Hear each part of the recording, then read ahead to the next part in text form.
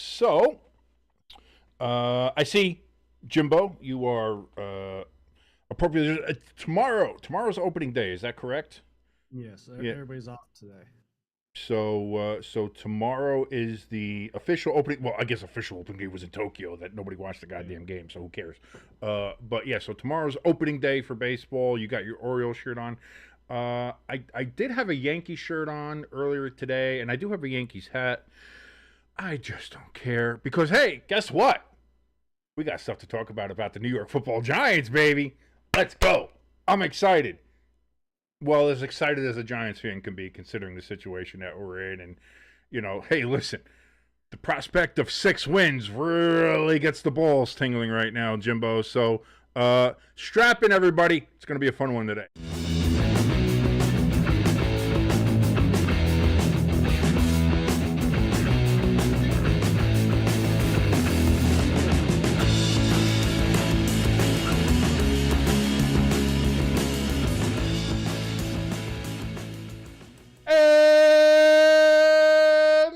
Welcome, everybody, to Stay Tuned Sports. It is your boy King. That is your good friend Jimbo right over there. Tweaking some stuff here. We're just tweaking some stuff. I'm going to say this. Not sold on a new opening song. I like the new opening video. Nice package. Good job, King. You did a great job. Opening song, we'll figure something out. But hey, it's kind of the off season, so this is time to go ahead and figure this out.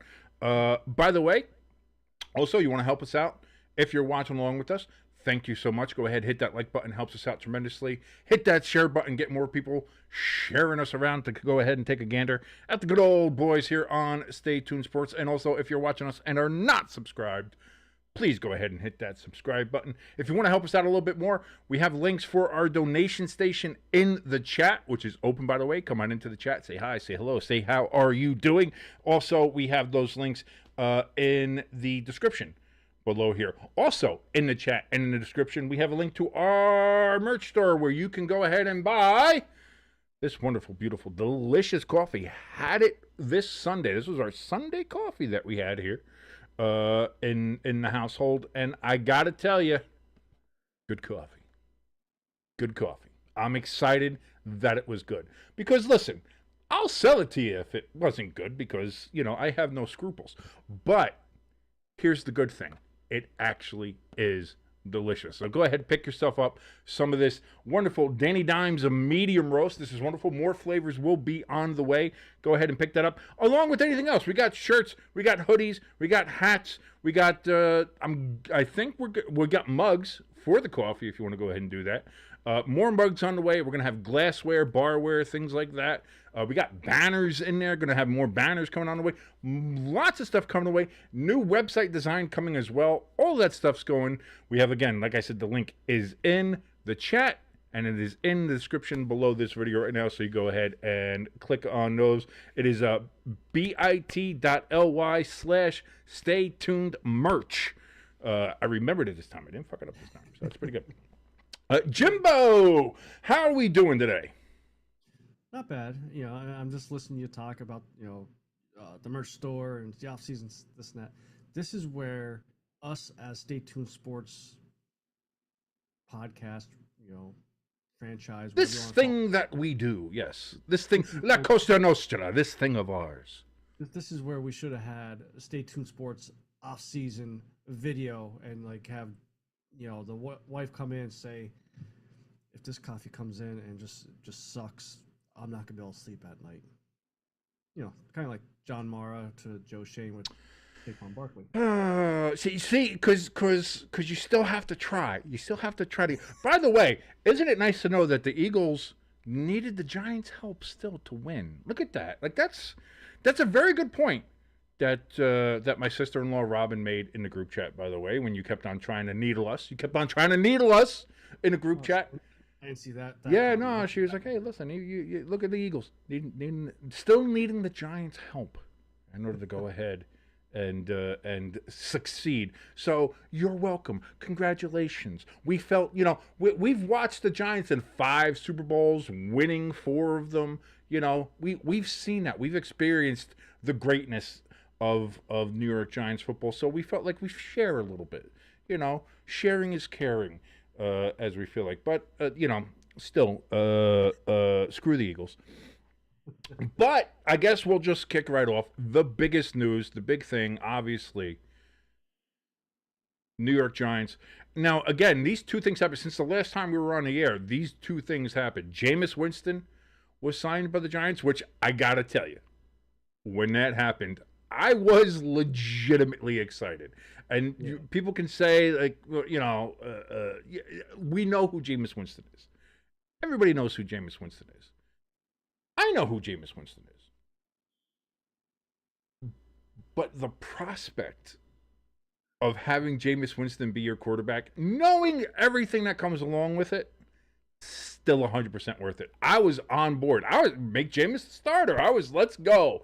Let's go. Yeah. Listen, we may not have a great record. We, may not do anything, but we won't be boring.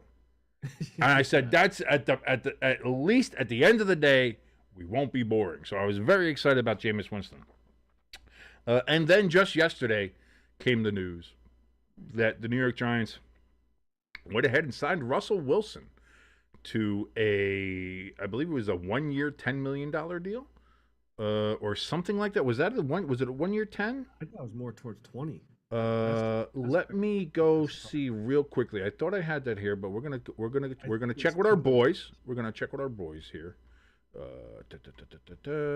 Where's my numbers here? Let's take a look. And I want to get into a couple other things because, like, a couple of Twitter people, Ari Miroff, by the way, I'm gonna have a bone to pick with you. Let's see. What is it? Is a 1-year deal with Wilson, right? I'm just trying to see what the number is on it. Why is there no number with it? What you put in the group chat was a 1-year deal worth up to $21 million. That's what's stuck. Okay, I see it here now. Yeah, Ian Rappaport. Okay, so you're right. That was 1 year, $10.5 million guaranteed deal for Russell Wilson with a chance to earn $21 million in incentives and everything like that. So the base is $10.5 million. Yeah. So 1 year, $10 million deal, $10.5 million deal. That's what he gets guaranteed. And then with incentives, he could get up to $21 million. So, yeah, we were both right, kind of. Yeah. In a sense, in a way, kind of. You had A where B was, and I had B where A was, and, wherever the twain shall meet, as it were. But, yeah, so there we go. So that's where the Giants start up. Now, before I get into how I feel about it, my analysis, being the fat drunk that I am, knowing my deep football knowledge, I'm just a fat drunk fan. So that's just, I'm never gonna. And this is tangent time, real quick, because I've seen people going off on certain other things and people yelling at me or you or just the channel itself. And saying like these other people, these are some of the smartest football minds I know, and these people know what they're talking about. And I understand that, and I fully understand it. Don't get me wrong.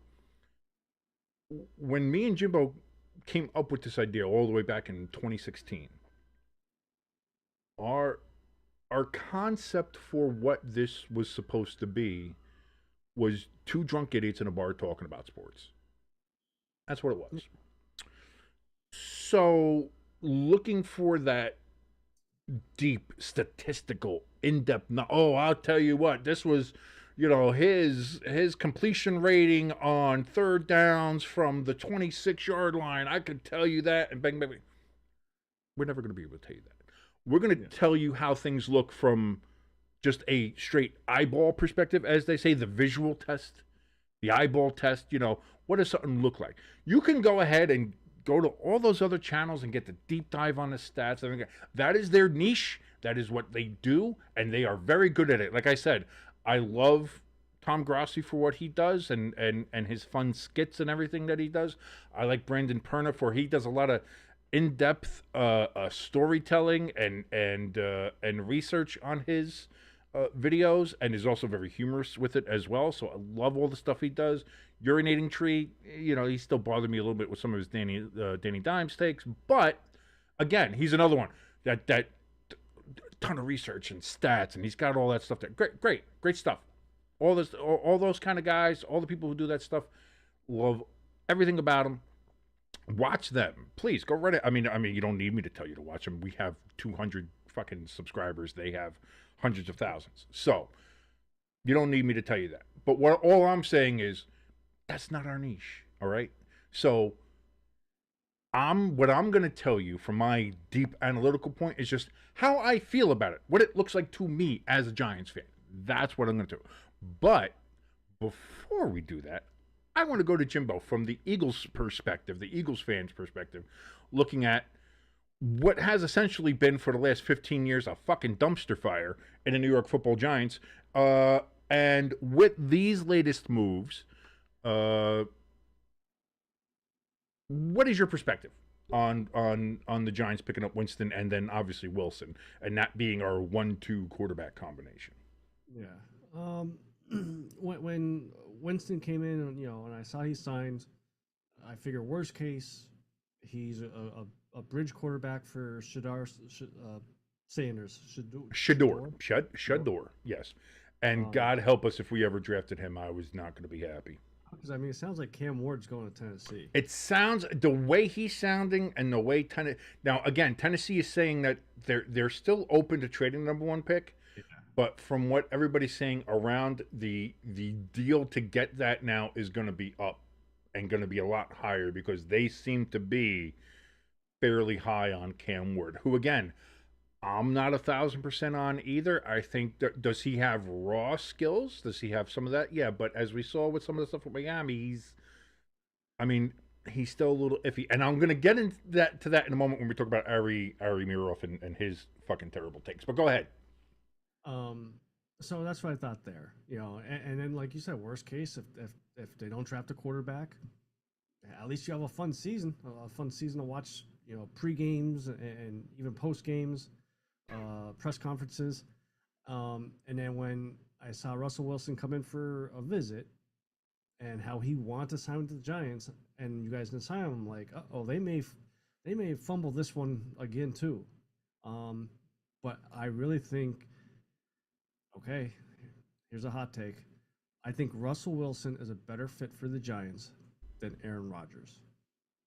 And here's the thing, and because I was going to bring this up, so I'm glad you kind of did now. Because my opinion on it was, gun to my head, who would I choose? Who would I rather quarterback for the New York Football Giants? Would I rather Russell Wilson or Aaron Rodgers of the quarterbacks that were left out there on the free agent market? And I was like, yeah, gun to my head, I would probably still want Aaron Rodgers. Probably. Yeah. Just from a raw skill set standpoint, still, like I said, he can still just flick it 60 yards in the air. He's still deadly accurate. He can't move worth a shit, and I think that was going to be a problem too with the Giants' offensive line. Even though it did improve last year before the Andrew Thomas injury, it was still the Giants' offensive line, and are we going to do anything in this offseason to kind of help shore that up as well? As yet to be seen. We'll get around to it. Whereas Russell Wilson, maybe not as good on a deep ball, maybe not nearly as accurate. Is he a little bit more mobile? Maybe, but at this point in his career, we're talking shades of mobility. Yeah. I think of the quarterbacks that we're talking about, Jameis is probably the most mobile. Yeah. Out of all of them. It's just he puts the ball in the air, you got a 50-50 shot. It's a gambling time, baby. Which is also kind of fun. So like I said, like let me cut you off there a second. It just dawned on me. The past 4 years with Danny Dimes, you always took the over with 70 yards. Take the over with the rushing guard for Danny Dimes, right? Now you got to take the over on how many interceptions Jameis Winston's going to throw. If Jameis Winston starts, you got to look at that touchdown to interception ratio bet and see what that prop bet looks like. Absolutely, that's when you go. Is he going to get 2 touchdowns, 2 interceptions? Take the over. He'll have 5 touchdowns, but he'll have 4 interceptions, 6 interceptions. You don't know. You have no idea. Yeah. But that's, please God, please make me stop throwing interceptions. Still one of the best quotes of all time, from our good friend and now New York Giants quarterback, Jameis Winston. But and here's the thing too, like we're assuming and presuming that Russell Wilson is going to be the starter. Yeah. We're going to see, because this is the point, and I think a point that a lot of people have maybe kind of missed with the Giants. And something that I keep on bringing up here, especially in the last couple episodes. The Giants have to win this year. Yeah. They have to. Their coaches have been basically told, under no certain pretext, you're on a short leash. Mara has said, because let's be honest, if it was up to me, Shane and Daboll would have been fired already. They should be fired already. We should be working with a new GM and a new coach and all that kind of stuff. We're not. But that's okay, because this is a draft where, it's not like there's not a franchise quarterback in this draft. As much as people want to say Cam Ward or Shedeur Sanders for some goddamn reason, even Jackson Dart, I've heard people bring the name up. I was like, oh, well, Jackson Dart, I think, is going to be, let's pause on that. And Jalen Milroe is getting some looks, especially from Pittsburgh, and we'll touch on the Steelers in a second as well. Like, this wasn't a draft to really screw up. So if you're like, hey, listen, last chance saloon here, you got to do something this year, or you guys are gone by like week 8. Let's go. This was the year to kind of do that, at least in my mind, as far as this draft class. The Giants aren't really. The Giants, by not drafting Cam Ward or not drafting Shedeur Sanders, are not fucking up their legacy. Like, not being able to grab Jaden Daniels because Tommy DeVito won a couple of meaningless games at the end of 2023. You know what I mean?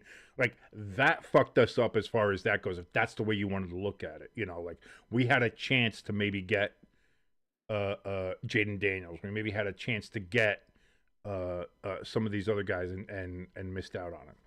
So. Although, I'll tell you what, I would have liked Bo Nix. I really would have liked Bo Nix. I liked Bo Nix going into the draft. I really did. Yeah. And these turned out to be pretty well, too. But back to the original point, is like the Giants have to win. They have to win now. So you can't draft a prospect quarterback. You can't draft a quarterback and then be like, all right, well, let's see how it works out. Because you might not be there. You might not even be there by the end of the fucking year. Yeah. If you're wrong, if you miss it, if it's not great, you're done. So getting a veteran, reliable quarterback, are we getting Super Bowl caliber Russell Wilson? No. Has Jameis Winston ever been Super Bowl caliber? No. But like, these guys are in there because Daboll has to win. Shane has to win.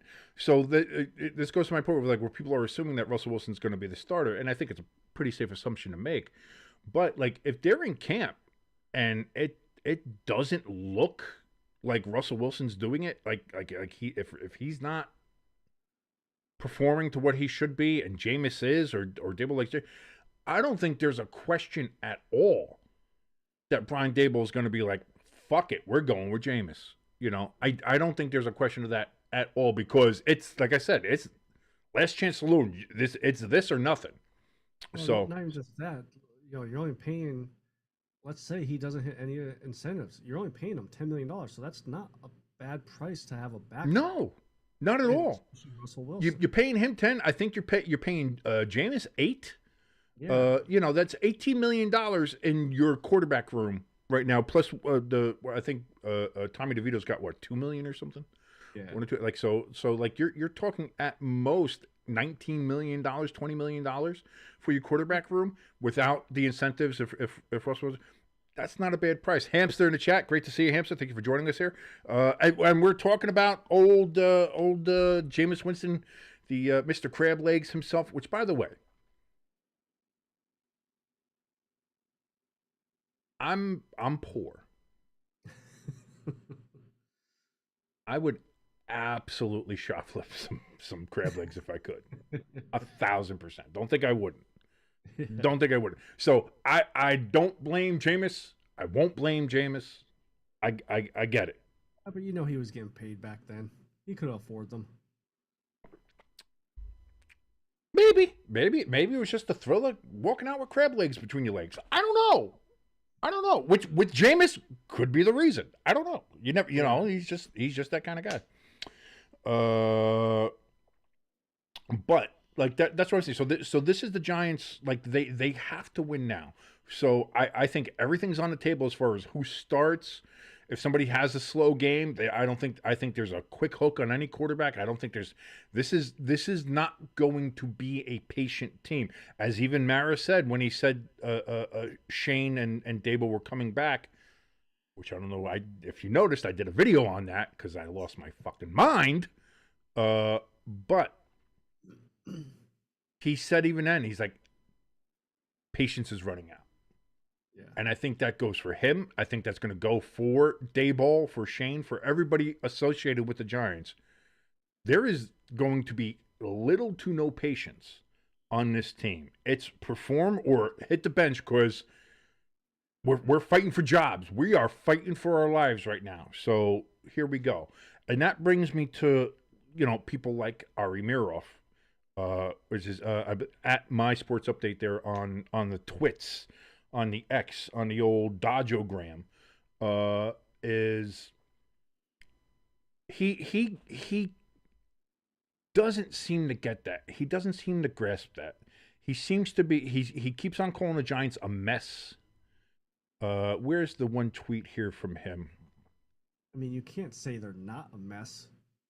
No, I mean but this is what I mean. I was like, we were a mess beforehand. He's saying that the Giants doing what they're doing now is making them a mess. Okay. And I'm like, no. Because seriously, he says, looking back at things, the Giants' meaningless Week 17 win over the Colts with Drew Lock at quarterback cost them sole possession of the number one pick and has ultimately led them to an offseason with a QB room of Russell Wilson and Jameis Winston. But this is assuming that if the Giants had the number one pick, first of all, Shane and Dable are probably still there, but they probably still have the same ultimatum of win quickly or you're gone. So why would we, even if we had the number one pick, I still don't think we'd be picking up fucking Cam Ward or Shedeur Sanders. I think that's why he's saying that you're losing out on the top two quarterbacks of the draft, which we both agree that. No, that's why he's saying it, but I still think it's wrong.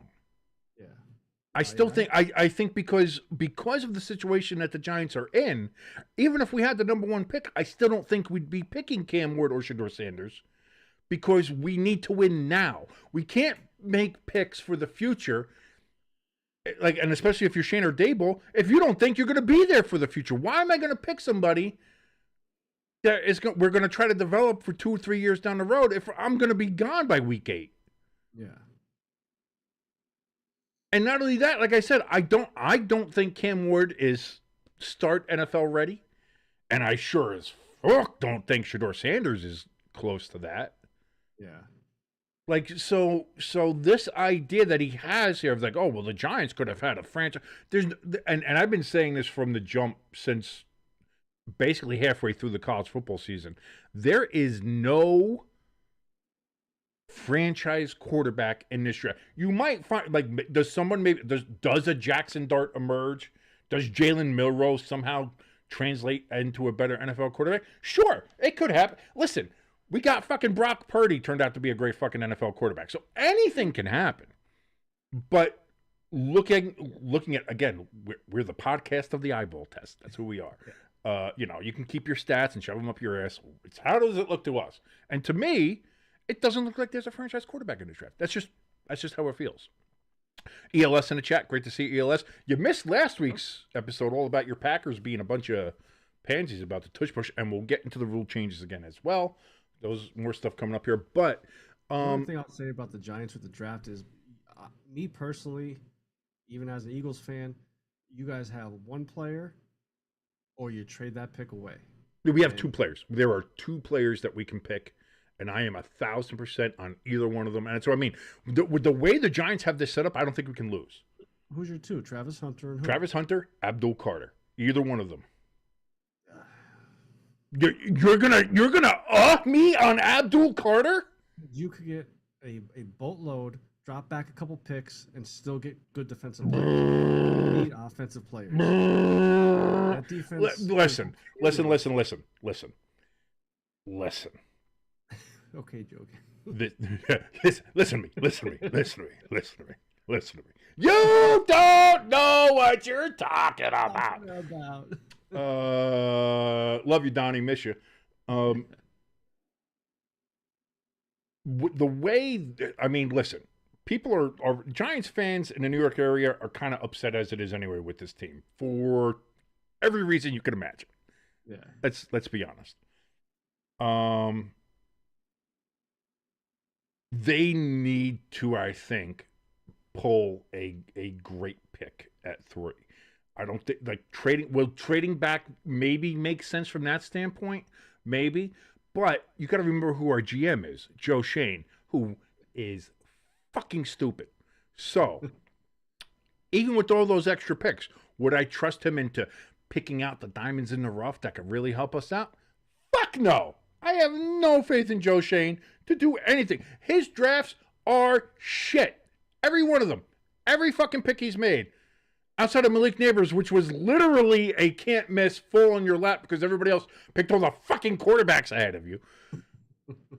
Like I wouldn't trust him to do that anyway. So now again, the Giants at 3 are in a situation of can't miss, and now it's a double-barreled can't miss. Because even if, let's say, Cleveland decides to skip on a quarterback, let's say Tennessee picks Cam Ward 1. Does Cleveland pick Shedeur Sanders? Do they pick a Jackson Dart? Do they go something? Because they kind of need a fucking quarterback. Yeah. Because now they've missed out on Russell Wilson. They got rid of Jameis. They don't have anybody. Unless you're going with fucking Pickett. Pickett. So you have that. So let's say they go ahead and do pick Travis Hunter. Then the Giants can get Abdul Carter. Solid pick. Edge rusher. Love it. Great pick. Okay, well, Cleveland decides to go ahead and pick Abdul Carter. All right, we'll get Travis Hunter, baby. This guy plays both sides of the ball. Absolute shutdown fucking cornerback. Plus, you can put him in there as a wide receiver 2 or 3 behind Darius Slayton and Malik Neighbors. That's a viable weapon there on certain downs and stuff. Let's fucking go. All right, can't miss. To me, I think, and then if Cleveland does pick a quarterback, well, you've got a buffet in front of you of either Abdul Carter or Travis Hunter. Pick whoever the fuck you want. Either way, I'm going to be happy with it. So that's what I mean is like, this is such an opportunity to not fuck it up. There's a part of me, and I don't want to say it because I know I'm going to have to like cut a video with me in it for draft night when it ends. There's a part of me that feels like Joe Shane will still somehow fuck this up. That he would like it's so obvious. You got Travis Hunter, you got Abdul Carter, one or the other, can't miss. He's gonna end up picking some fucking random ass shit, or like fucking Jalen Milroe as another court. Like what? Like Will Howard. I will smash everything here. You will see a man lose his goddamn mind on a live stream on draft night if that happens. I can guarantee you that. ELS in the chat says, I agree with you, King, that Cam Ward and Sanders are not starting quarterbacks for week 1. They need a veteran QB starter. I think for whoever picks them, they definitely need that as a bridge there as well. And he says the Titans should get Joe Flacco. That's actually pretty good. That's a pretty good idea because Flacco, I think, is still out there and not a bad veteran presence. If you just want to, again, if you want to do the quarterback for 2, 3, 4 weeks and see what you got, and then start like not just throwing Cam Ward right out there. Well, if that's the case, you got to trade away Will Levis, get him off the team. That might happen. That might happen as well. 6th, 7th round draft pick, whichever. Or you just have Will Levis as your emergency quarterback. He turns into a very expensive Tommy Cutlets is all. That's fine. I mean, I can't see him being that. He doesn't have a choice. It's you're on it. His GM and front office. I don't think that would be smart. Might as well try to get something for him. Yeah, but you got to see who's. What do you get? A bag of balls? Maybe, I mean, even that, you maybe get a 7th pick in a 2030 draft or something. Who the fuck knows? Yeah. But that's interesting. Uh, Hamster says Titans are going to win the Super Bowl. I thought you were a Falcons fan. Well, yeah, no, but he I know he flip-flopped. lives by Tennessee. He's like right on the Tennessee border. But he's like, oh yeah, and we get the host. Again, big Falcons fans always talk about the Falcons, but Nashville's going to host the Super Bowl when they build that new stadium. All of a sudden, we're hosting the Super Bowl. Fucking relax, Hamster. Odd years, he's a Tennessee fan. Even years, he's the Falcons I see how it goes. All right, yeah, that's good. and if Tennessee plays Atlanta, he's fucked. He doesn't. He's gonna be one of those assholes in the stands that has like the half and half shirts. Half Tennessee, half Atlanta.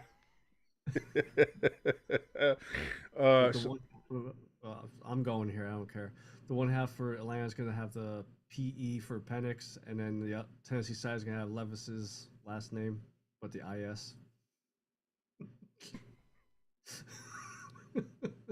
And I know he would wear that. Shit, man, I'd wear that. That's pretty cool.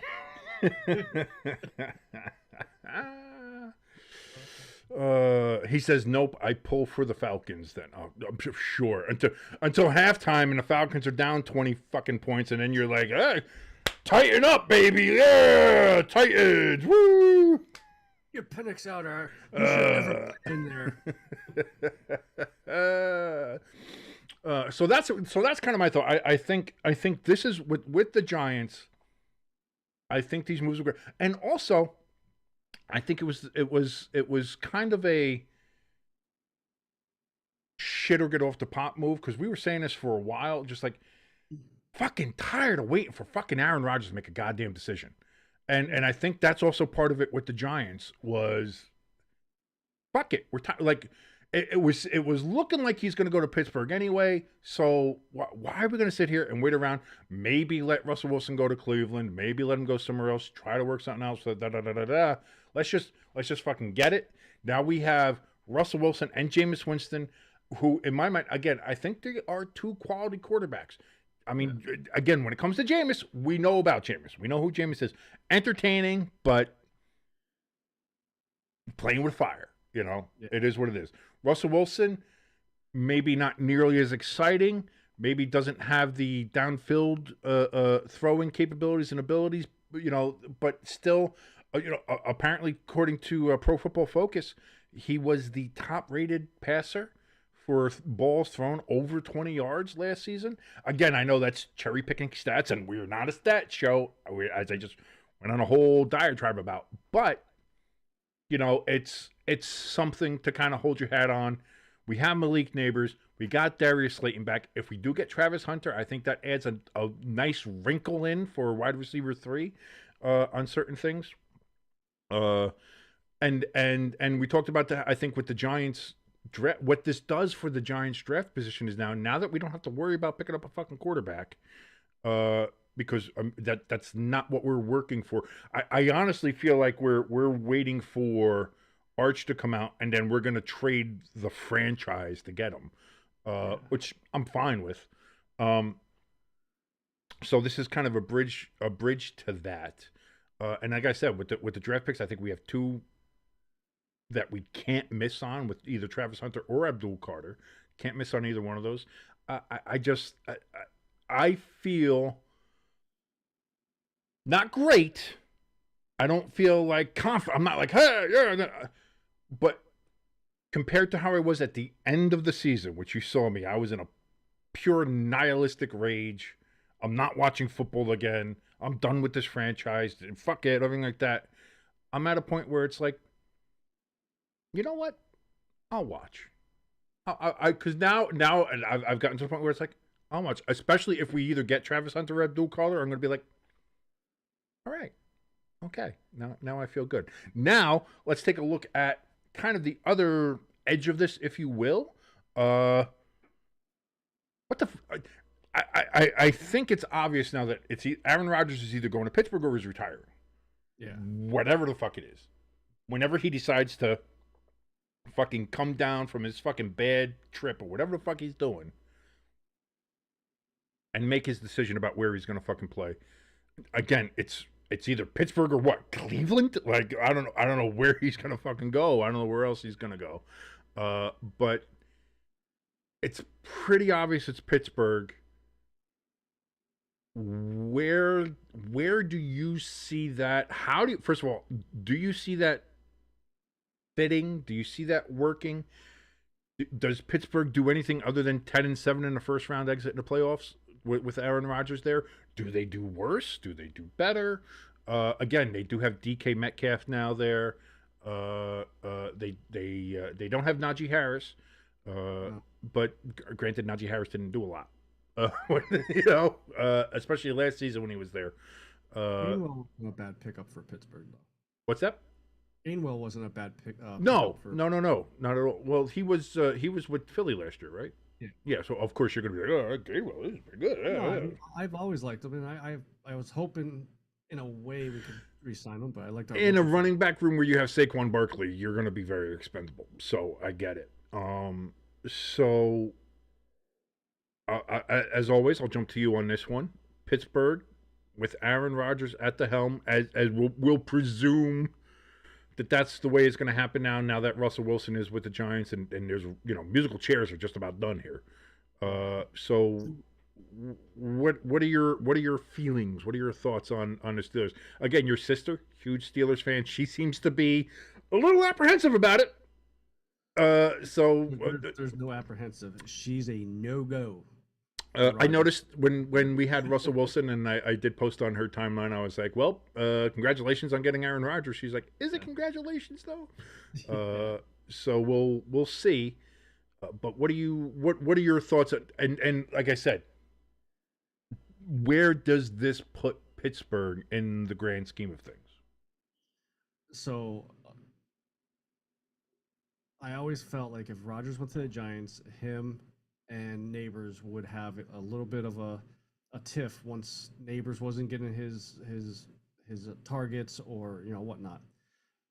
He runs one wrong route, and Aaron Rodgers is going to let him know, and yeah, it would be a thing. At least with Pittsburgh, if Pickens starts doing his tantrums, Rodgers is going to look at him and be like, yeah, hey DK, go deep. DK, other than a couple times over his career, hasn't really struck me as a diva. Now if Pickens could keep his attitude in check, that could be a very dangerous passing offense. Now, even though Gainwell I say is a good pickup, maybe they just sprinkle the running game in, a little bit and do a little bit more passing than running. But there's still a small part of me thinks that Roger comes out and goes, gotcha, I'm retired. And Pittsburgh's going to be like, shit. There's a small part of me that thinks Rodgers still retires, though. And I think if Rodgers does play, so you got the Steelers, third place.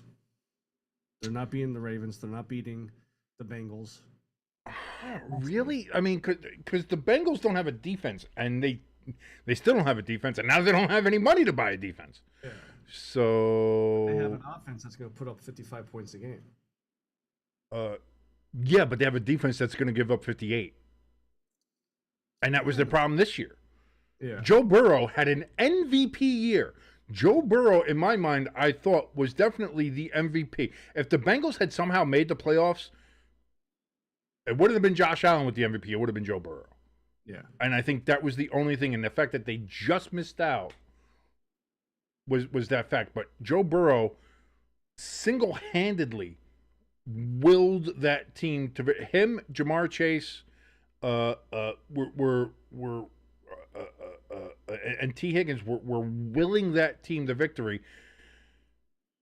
and they had to because their defense was like it was so bad. Like I think of what was it that Christmas Saturday game? Yeah. Against I keep on saying San Diego. I think it was against the Chargers. No, it was the Broncos. And it went to overtime, and it was back and forth. The reason I had to go to overtime is because every time the Bengals scored, the fucking Broncos went right down the field and scored again. Yeah. It was that bad. So I I'll say this back to the topic at hand when it comes to the Steelers. It can work. I'll say this. It can work. Now, Rodgers is going to have a lot better coach than he had in New York because Robert Saleh was fucking awful as a head coach. He's a great coordinator. Yeah. I will not say anything about that. Robert Saleh is a top 10 NFL defensive coordinator without question, without a doubt. As a head coach, he was in way over his head, out of his depth, and the Jets fucking suffered for it. Now, again, there's a lot wrong with the Jets other than just the coach. Their ownership is a mess. Their fucking entire organizational structure is a mess. But Saleh was still bad. Pittsburgh's got a lot better head coach. They have a lot better structure, a solid structure there with Tomlin, with that team. You know, having having Arthur Smith as your coordinator good or bad? I don't know. Does having DK on a team help? Maybe. I think the problem with Pittsburgh may have been the same problem that he had if he went to the Giants, or the problem that he had in New York, which is, again, the offensive line is a concern. I think, but I think Pittsburgh has a slightly better offensive line than the it's Giants. a slightly better, but not great still. I mean, it's certainly not a great offensive line, either for protection or for running. Their defense speaks for itself. Now, again, I don't know what happened to their defense in the last half of the year, last quarter of the year anyway, where they just fell off. I don't know what happened to that Steelers defense, but that was the core of their team. That team was going to win based on how their defense went, and their defense just shit the bed the last 4 or 5 games of the year. I don't know what happened, but you know, it is what it is. So they have to fix that and shore that up.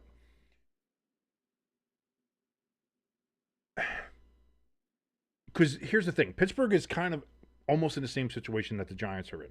They're not nearly as bad, but they're in a situation where they have to win. And by win, I mean not just make it to the playoffs and be like, oh, 10-7 in the playoffs. Like that patience has run out in Pittsburgh. It's been, I think, over a decade now, or a decade since they last won a playoff game. You know, and the standard in Pittsburgh is higher than just be a little bit over 500 and make the playoffs and have a first round exit. Like, you have to do better, especially if that's all you keep on doing. Yeah. So they're in a situation where they have to win and go deep in the playoffs. See, for the Giants, if the Giants, I think, if the Giants win 8 games, 9 games, I think Daboll and Shane are actually safe. Yeah, I agree with that.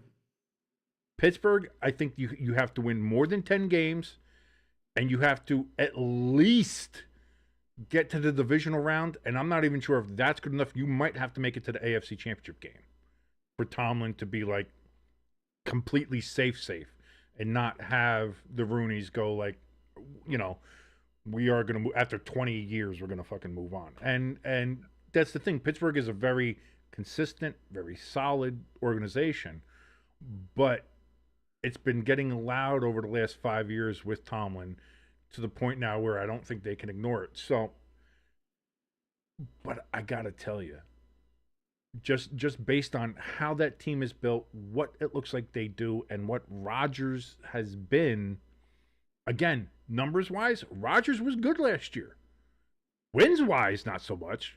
Again, the Jets have a lot more problems than that. But if you look at Aaron Rodgers' numbers last year, wasn't bad, wasn't terrible. If that defense plays well, and just I don't see them winning more than 11 games though. I don't see them winning more than 11 games. And that's where I might have to disagree with you, though, is even if they win 10 games but make the playoffs, I think if they win a playoff game, I think Tomlin gets another year. I don't know. I don't know.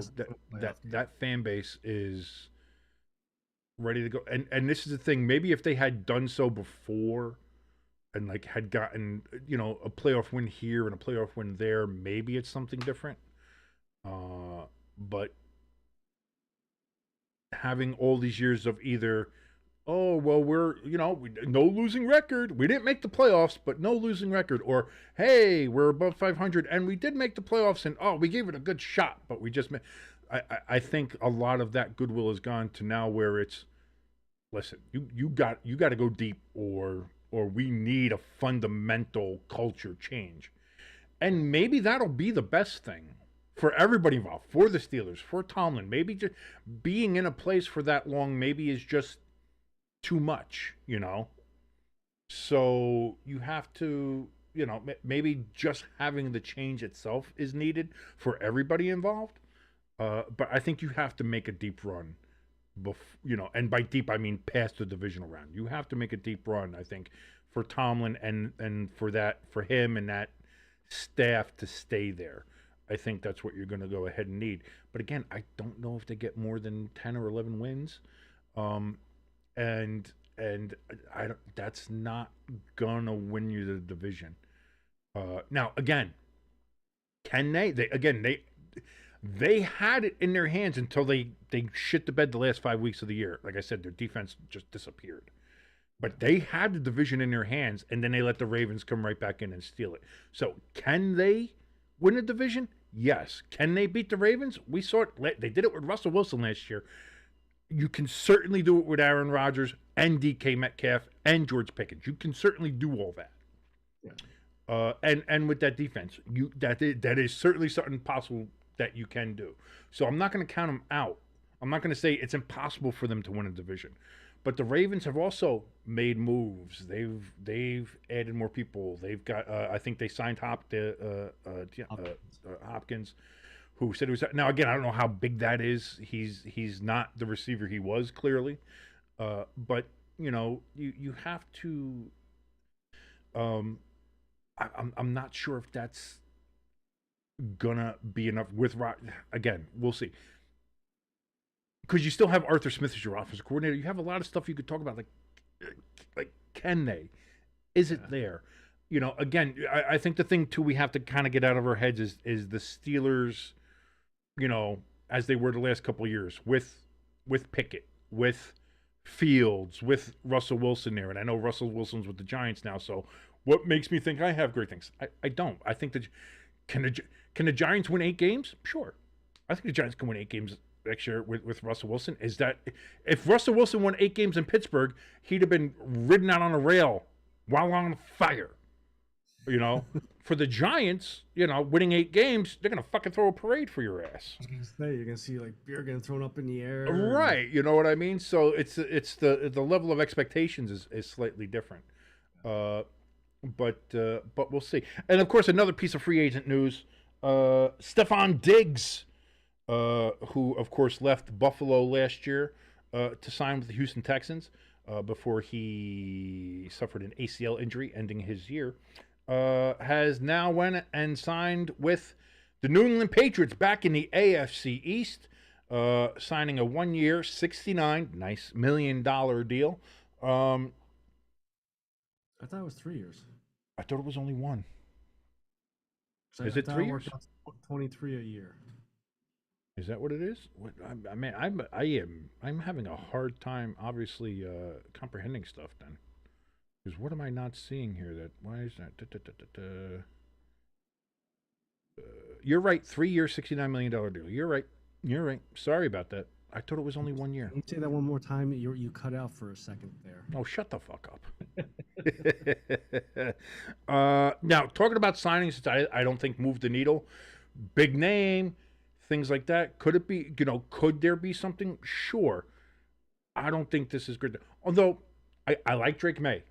I do like Drake May. I think he's a good quarterback, and I think he can be something good. We saw glimpses of it in New England towards the end of the year. He played very well. He was playing like an NFL quarterback, and boy, he was giving that team his all, and he kept New England in a lot of games that they didn't belong in. Yeah. But he stayed there and kept it with them, with a team that had no offensive line, no receivers, no tight ends, and no defense. So you take all that into consideration, not a bad first year for Drake May, if I'm going to be honest. Now you got Mike Vrabel there, and the people that he's going to bring in. You have Stefon Diggs. Again, The attitude would be a worry for me. Yes.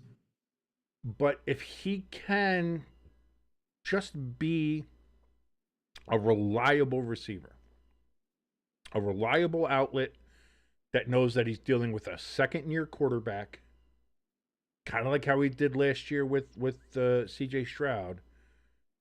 Well, before he got injured, anyway. But even then, he was getting a little iffy. Uh,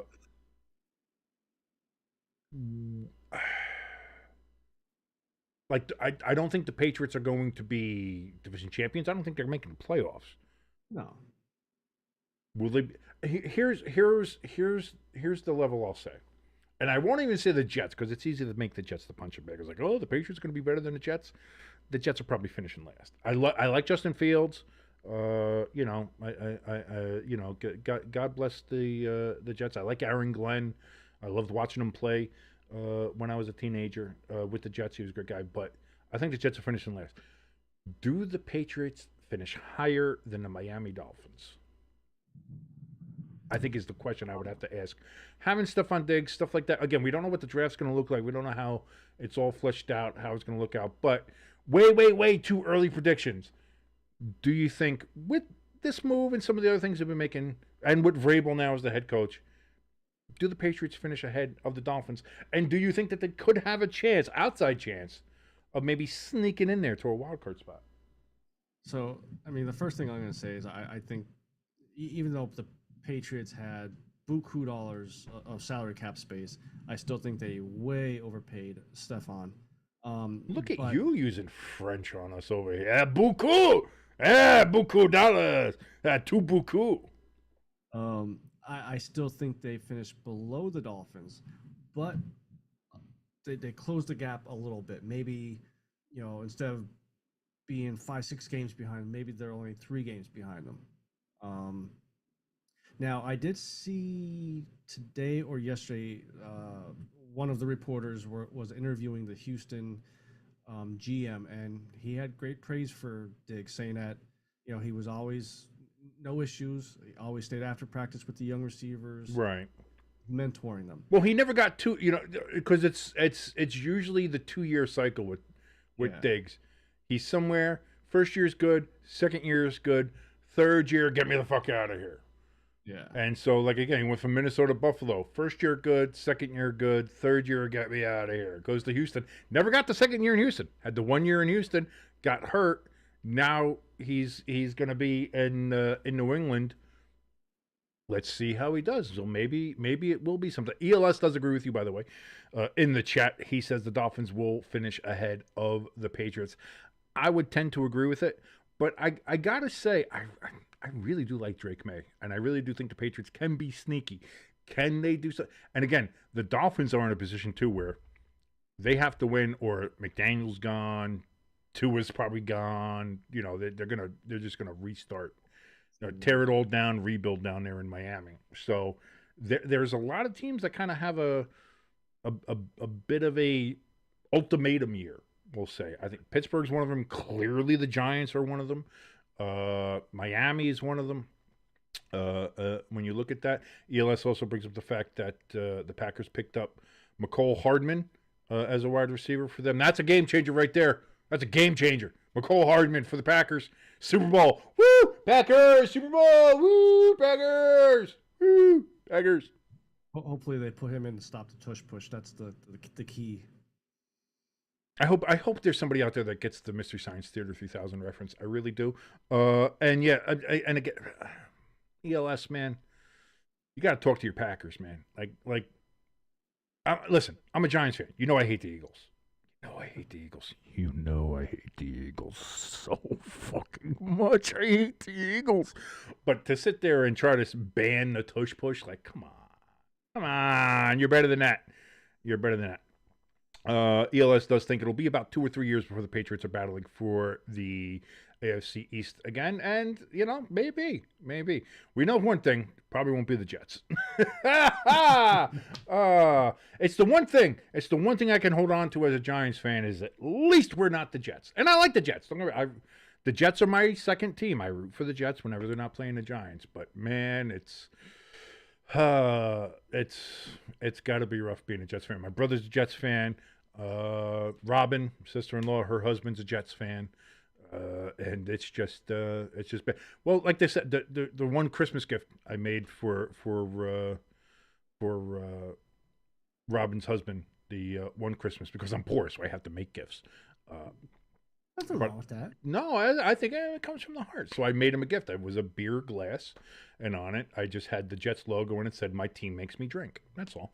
So, and I thought it was apropos, and I don't think that gift has been wrong in the time that I've given it to him. So, I think that all works. Hamster says the Orioles suck, Jimbo, and so does Philly.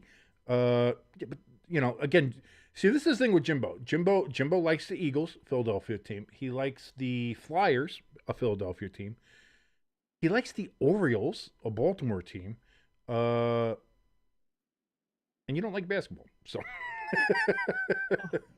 I tried to get into it, and then once Embiid was like, "I'm only playing 2 games this season." Dude, the whole Embiid thing with the Sixers is so atrocious and just emblematic of the NBA, and why nobody's like, I'm sorry, the NBA is boring as shit. The NBA is boring as shit. Unless you're the Knicks. The Knicks are kind of fun to watch, and I'll say that maybe it's just because I'm in the New York area, so I occasionally kind of catch glimpses of at least highlights and hear people talking about them. The Knicks seem to be pretty exciting. So at least there's that. And if if the Knicks are in the NBA playoffs, I'll watch. I'll give it a shot. But for the most part, like, the NBA is boring as fuck now. And they're a bunch of whiny ass bitches. We all know I like to watch Pat McAfee. I did not listen to it today because of LeBron on it. Apparently it was good. Apparently there were some shots fired at everybody, and kind of wish I had watched it a little bit. But I was busy doing some production work, behind the scenes stuff here for Stay Tuned Sports. Making a sausage, if you will. Not beating my sausage. That's a different time of day that happens. But yeah, I might have to go back and listen to it, or at least see some of the clips or the highlights of it. But apparently, there was MJ talk and dragging Stephen A. Smith, saying he was going on his Taylor Swift tour. So I mean, apparently there were some juicy tidbits there, so that'll be something. But to that extent, as far as watching LeBron James play, or like the NBA in general, it sucks. Like, it's not a good product, and the numbers show that. The numbers are down across the board on the NBA. Everybody's bored by watching it. That's why I always enjoy March Madness and watching the college game more. I like college basketball more than I do like the pro game. I really do. Go Duke, by the way. It's a shame what happened to Creighton, but now go Duke. So I'm a big Duke guy there. Just reading the chat here a little bit. He says, King, this is ELS. It says, King, I'm ready for tomorrow. Brewers at Yankees. Let's go Yankees! Let's go Yankees! Let's go Brewers. Well, we'll see. Hey, listen, if the Orioles don't have a collapse this year, maybe we get another Oriole Yankee run there for the AL East. That'll be fun. ELS says, by the way, fuck the Lakers. I hate that piece of shit team because of LeBron. I just don't like the Lakers. Because I don't like any LA team. Like, just I don't like any California teams. Honestly, if you're west of the Rockies, I don't fucking like you. All right, listen. Seattle, go fuck yourself. San Francisco, eat shit. Los Angeles, kiss my ass. Don't like any of you goddamn teams. Seattle, you would have liked them. You got the weed, you got the Nirvanas. Oh no, that's Denver. Anything west of like, I can deal with the Broncos. I'm okay with the Broncos. I like the Nuggets. They're okay. The Avalanche can eat shit because of 2001. All right. Devils could have had back-to-back Stanley Cups, but they had to win because of Ray Bork. Eat shit, fucking Avalanche. God damn it. Game 7. Could have fucking assholes. Fucking pieces of shit. Did that trigger your PTSD? A little bit. And to be fair, the Colorado Rockies are inconsequential. So the only thing they did was steal the former name that the Devils had when they used to be playing hockey out in Colorado. But like Denver is like the furthest west of I give a shit. Yeah. when it comes to sports teams. Like I like the Broncos. Orange Crush. When I was a kid, I loved the whole Orange Crush thing because I liked the soda, and then they called them the Orange Crush. I was cool. All right, go Broncos. Plus, I always those throwback uniforms. Not to go on a uniform tangent. Not to go on all. Oh, like how did they change their uniforms last year? And say, oh, we're going to go with this one and do like the matte helmet and do still the dark blue and all this stuff. And then also have the throwback set. And when they're making not say, fuck it, let's just make the throwback set the set. Yeah. That thing is so gorgeous. And then Seattle's throwback set looks good. The fucking Bucko Bruce set from the Buccaneers looks good. Guys, can we just all agree that fucking football uniforms from the 70s and 80s were fucking deliciously golden, just the best. You could probably put a little bit of '90s uniforms in there. That's kind of where it started to. I'll say this: the Jaguars uniforms. Yes. The '90s and early 2000 Jaguar uniforms they had, the first Coughlin ever uniforms. Yeah. Those better than anything they've ever had since. I'll say that. And they need to go back to something like that. What else? So we talked a little bit about just about everything. Rule changes. Well, we did go over most of that. I think it was last week or the week before that. We went over a lot of that. The one thing I did see that they kind of added in there real quick before they did the official proposals, which are now out now. If you want to download a PDF of it, you can go ahead and do that. Thanks to Adam Schefter. And Ian Rappaport, by the way, was for the dynamic kickoff. If it's a touchback, instead of it going to the 30, it'll go to the 35 to kind of encourage more returns or, kicks either not going out of the back of the end zone because you're going to be giving a team ball on the 35, which I'm fine with. Because that was part of the original proposal. And they kind of scaled it back and said, oh, we're going to move it to the 30. So there were still a lot of touchbacks. People said, fuck it, we'll do it at the 30. We don't care. Yeah. You do it at the 35. Now you're only 5 yards away from what would be an illegal procedure penalty and putting it at the 40. So at that point, just fucking kick it, let them return it, and, you help with the field position. So I think that's the only tweak they're looking for as far as that. But I believe they're going to vote on making the dynamic kickoff permanent in the NFL, because I believe before it was kind of like a trial basis. So now it's going to be whether or not it's permanent. I know they're also looking at expanding the replay assist to cover a lot more variable situations, such as ball placement or penalty pickup, proper call, anything like that. So they are looking into that as well. That's going to be up for a vote as well. So again, not too much different from what we already knew, just a couple extra little tweaks there. Again, call me crazy, I did like the dynamic kickoff. I know there are some people upset about not being able to do the surprise offsides, and I get that as well. Listen, in a perfect world, we would have kickoffs like they used to be in the day. You'd have fucking wedge busters and fucking shit. Like that's the way it should be. It's not going to happen anymore. You're not going to have the wedge busters. It was either going to be this or they eliminated the kickoff altogether. I think this is a healthy compromise to keep the kickoff in the game, keep the play exciting at least. So now you're going to, it already cut back on the touchbacks, even with the touchback coming out to the 30-yard line. It cut back on touchbacks, and you had more returns last year. And if I think they add the 5 yards on the touchback, I think that'll help returns more. And we still had onside kicks last year, too, in the fourth quarter. It's just now you have to be down and you have to declare it, so there's no surprise or anything like that. So the only thing that's really eliminated was the surprise onside. Yeah. Which,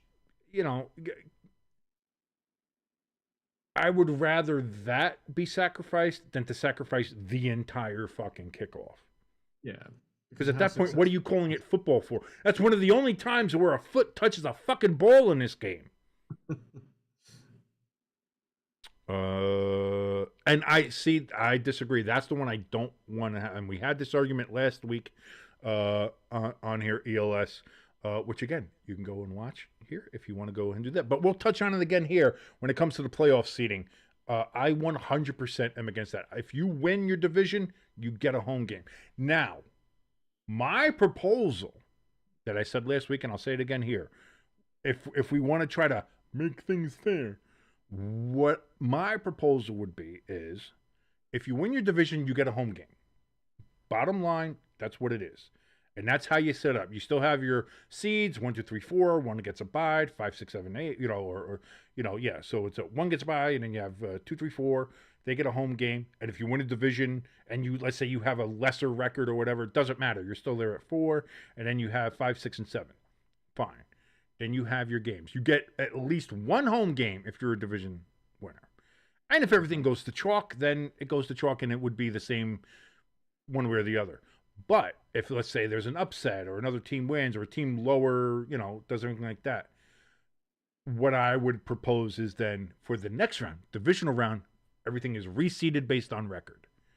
So that if there's a team that was a wild card team and they win their game and you have a division winner win their playoff game, but their record is lower than what the wild card team was, guess what? Wild card team, now you get the home game in the divisional round, not the division winner. That's how I would do it. And then Jimbo said, well, why don't you reseed for the next round? Because there's only 2 fucking teams in the next round. But that was kind of... It was a long day. That was funny. That was kind of funny. But that's... If that's how we're going to do it, if that's how we want to try to make things more fair, I think so. Because I think there should be a reward for winning your division. Even if you're under 500. Like we saw with the Seahawks 15 years ago. Like we saw with, I think it was somebody in the AFC South. Might have been the Saints a couple years after that. Like, yeah, no, does it suck? Is it kind of like, yeah, but hey, listen, the Seahawks won their playoff game. So, it means something. Win your division, you get a playoff game. After that, then sure, I'm fine with you not being rewarded for that. And if you have to play a team that was a wild card team, but they have a better record than you, guess what? Now you got to go on the road. But I don't like the idea of a team winning their division. And it's like, congratulations. Now you got to go travel to this other team that finished second or third in their division and play there. Fuck that. Because look what happened. Look what happened this year. Minnesota. Now, granted, if the Rams went to Minnesota this year, anyway, they probably would have won anyway because Minnesota was just not playing well and Sam Darnold had kind of hit a wall apparently. But, Minnesota, they're 14-3. They should have had a home game. Clearly not. Yeah. Because they went and played a division winner and they got fucking smoked. So, sorry. I think that there's enough evidence out there that kind of throws all that shit on its head for me. But I like my compromise. I think I have a pretty good compromise. I think that's pretty good. I think I'm a pretty smart guy sometimes. We'll have to clip that and send it to one of the NFL higher ups. Yeah, just cut out all the cursing. That's all. They don't like that. It's not professional. Look at me, Mr. Fancy Pants, not cursing and cussing all the time. Like I'm not from New Jersey. Jimbo, anything else you want to touch on while we're here? I think we're good. Actually, the only other thing I will say to kind of go back to the Russell Wilson is I was surprised about it came out with FanDuel before the Giants signed Russell Wilson. They were looking at 3.5 wins. Signed Russell Wilson. 3.5 wins. 3.5 wins. I heard that on the morning show today on WFA. Yeah, they were like, guess how much the Giants have moved up or down in their things. He's like, I think it's gone up. It's probably gone up. Nope, 3.5 wins. The Giants have done because listen. I don't think it's because of whether it's Russell Wilson or James or whoever it is. It's the Giants. If we got Aaron Rodgers, you know what our win total would still be by FanDuel? 3.5. Why?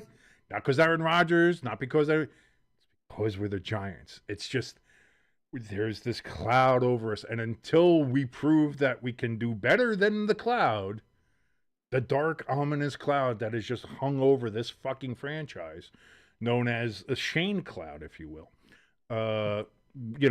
This is just what it is. So, but yeah, that's going to do it for us here, ladies and gentlemen. Thank you so much for watching along with us. Again, if you've liked any part of this, which if you did, thank you so very much. Hit that like button, helps us out tremendously. Share this, hit that share button, helps us out, get more people viewing us. Hopefully it gets people up because we get some more people here. They watch us, they like us, and then they do that third thing, which again, if you're watching us and are not subscribed, please hit that subscribe button. If you want to help us out even further, we have a link for our donation station in the top of the chat and in the description below this. And of course, the merch store links in the top of the chat and in the description below as well. Stay tuned Sports Coffee. Grab yourself some. Grab yourself a mug while you're there. Maybe a t-shirt too. A hoodie. We're kind of getting out of hoodie season now, so it's definitely t-shirt season.